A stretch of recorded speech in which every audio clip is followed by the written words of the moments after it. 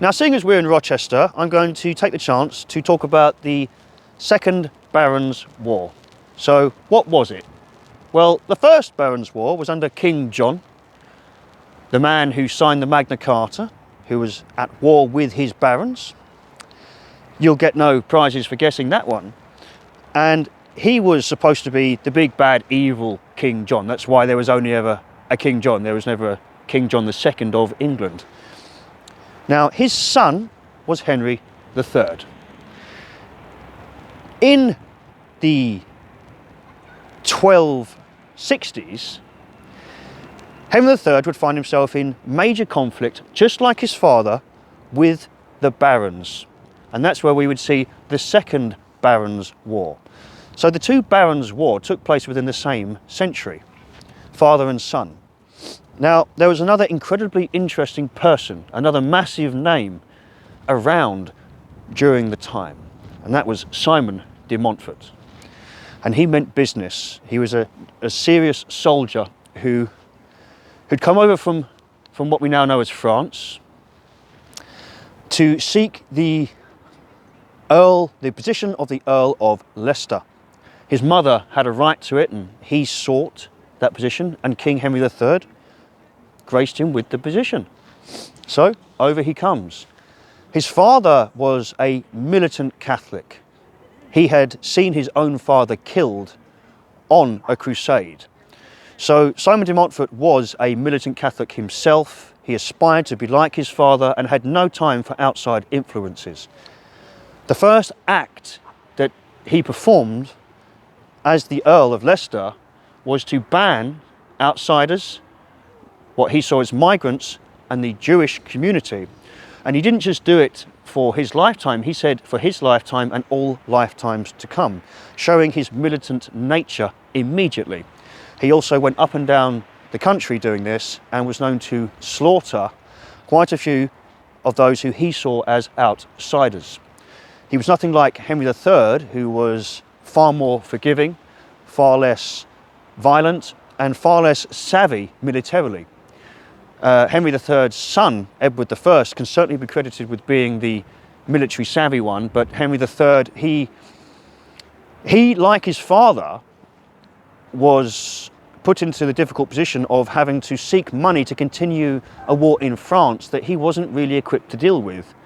And this is what the barons, like with his father, use as an excuse to raise knights against him. And knights basically, now I'm abbreviating here because it's a long story, but knights basically turned up in the court of Henry III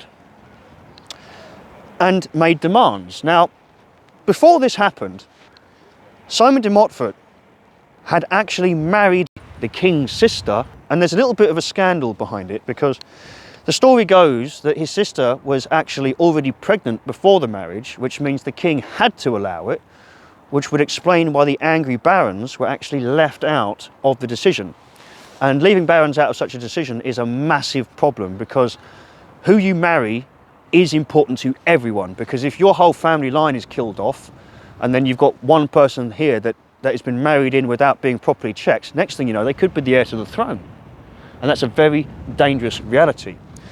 All the same, Simon became quite liked among many of the barons because he used terms which we still use today, such as English for the English.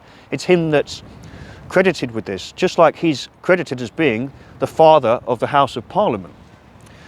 Now, Simon, like his father, like Henry, was an autocrat. He wasn't going to take any of it. Now, he also, as I alluded to, he had no liking towards being in debt or having debts with what he deemed as people lesser than him or as outsiders. So the king is forced into agreeing that the barons can have some sort of legitimacy, have some sort of say. Now, they're already annoyed about the marriage of Simon. Simon gets himself into debt. And what he does here is he uses the king's name, he uses the relationship he has with the king to promise that the debt will be paid. Now, the king, annoyed with Simon for various reasons, including this, hits the roof. He becomes irate. He then makes threats. Simon and his wife, e.g. the king's sister, now flee to France. Okay? Now you've got this powerful earl sitting in France waiting for an important result. He now goes on crusade. He sees no fighting himself, but he witnesses genuine violence, which only gives him further experience for what's about to come. Now, anyway, the barons, I'm cutting this short by the way, as I said, but the barons start to become more and more irate with the autocratic nature of Henry III, who has no interest in hearing what they have to say. And bear in mind, the barons, the knights and so on, these are top echelon. These are people that are high in the community. They're not just peasants, they're not paupers. They are people of the high class that want a say in what's going on, and him ignoring them is causing all sorts of problems. So once again, they make offers to the king, but he's not listening. So Simon is becoming more and more attractive to the barons. The language he used, the fact that he was so militant in his pursuit of seeking Englishness, even despite the fact that he was from France, which many see as ironic, but his militancy was starting to become attractive to those who were sick of being ignored by Henry III. So now they appealed to Simon that if this goes any more pear-shaped, we might need you, because we might need to go to war. Now, the king is once again forced to sign more power over because he's scared, right? Now, this happens twice, and the king is getting really pissed off.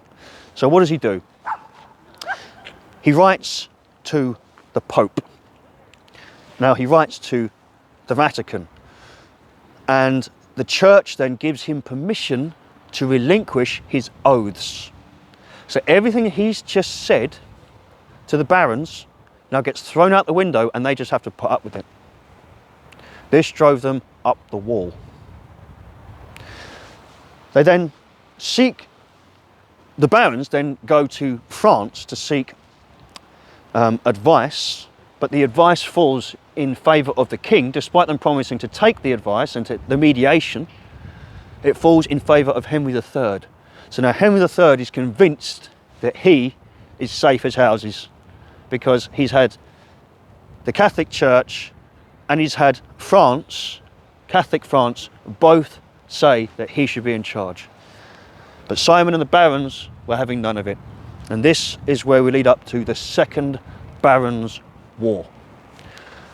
Simon went about slaughtering people in London and so on, and slaughtering who he believed to be undesirables.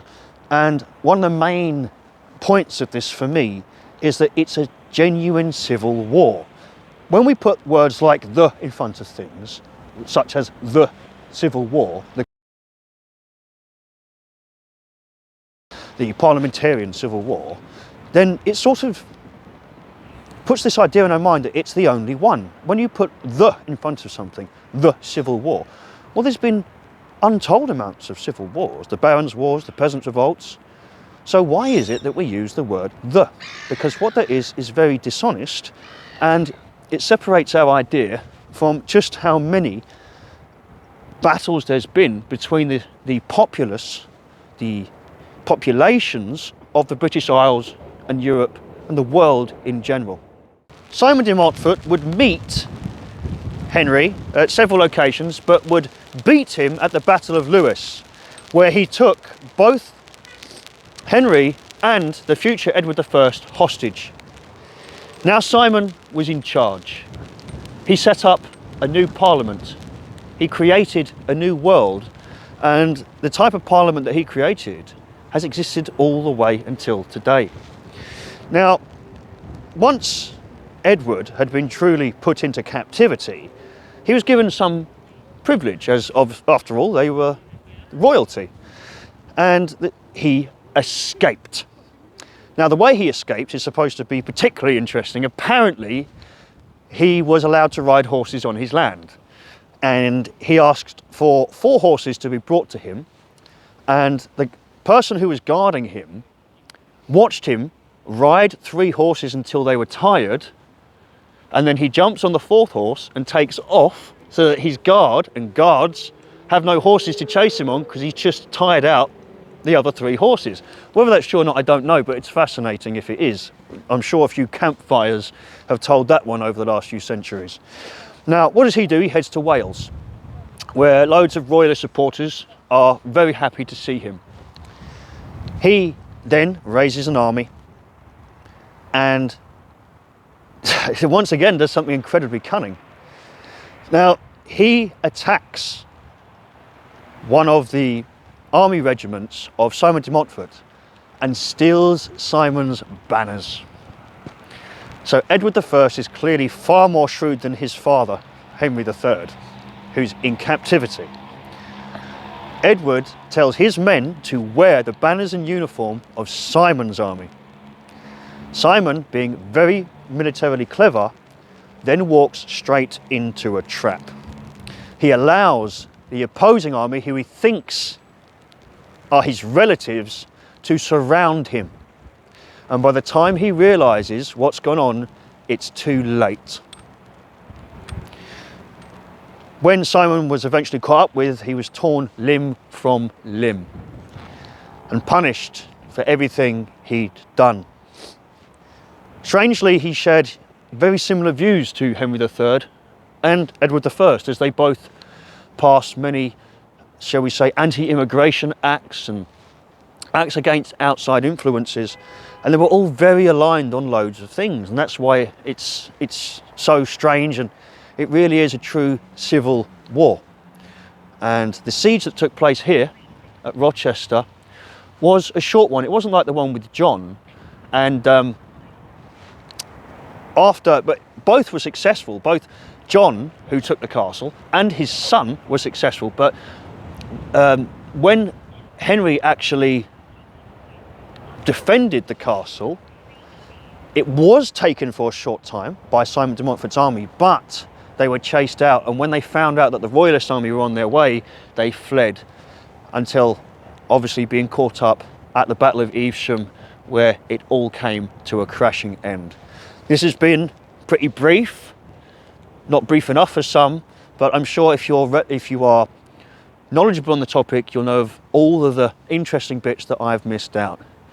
But once again, the reason I wanted to talk about this, and the reason that I feel it's so important, is it highlights that there are many civil wars in England, across Europe, that have been ignored, and quite often we play on the same old stories time and time again because we're told they are the civil war, when in fact life and our history is far more interesting than that. Think for yourself.